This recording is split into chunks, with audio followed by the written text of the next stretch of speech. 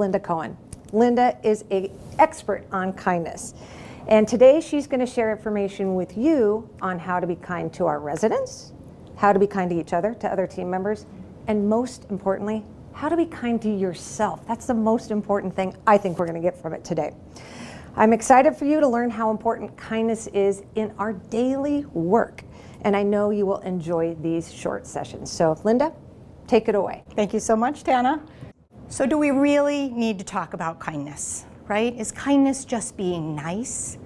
Kindness is actually more than that, and we really want to talk about that. We want to talk about why kindness matters. What is the business of kindness? We also want to talk a little bit about how you can be kinder to your teammates, to your residents, as well as how you can be kinder to yourself. I want to talk a little bit about the business of kindness. Let's talk a little bit about some science and data. Kindness is contagious and teachable. It's one of the reasons we love starting to talk about kindness with children. There's also something that you might not know about called frequency illusion. Have you ever bought a car, doesn't have to be new or used, and suddenly you start seeing that car everywhere? Or maybe you hear a word and suddenly somebody else says that word. It was a word you never heard before. That's called frequency illusion. So there is a science to that, and when we start talking about kindness, we begin noticing it more. We begin seeing it more. It suddenly is top of mind. Now, kindness is also connected to happiness and oxytocin. There's some more research and data about that. So when we think about kindness, we know that when we do an act of kindness for someone, it elevates the hormone oxytocin, that feel-good hormone, that helper's high. So when you do that act of kindness, have you ever felt pretty excited when you do that?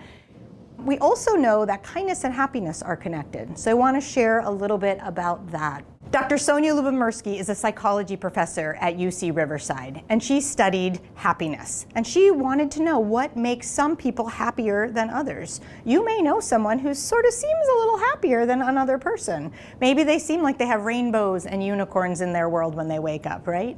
Well, her research showed that 50% of your internal happiness comes from your genetics, your biology, who your parents are, your DNA. So you can't really control that, and maybe sometimes people do have a bit of a higher set point.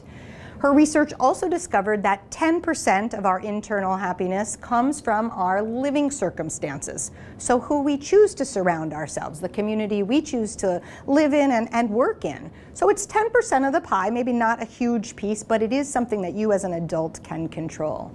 So what is the final piece of the pie? What else impacts your internal happiness? Well, Dr. Sonia Lyubomirsky's research showed it was your intentional actions. So many things are out of your control. I want you to know that every day you actually get to control your actions and your reactions, and those will help elevate your own happiness.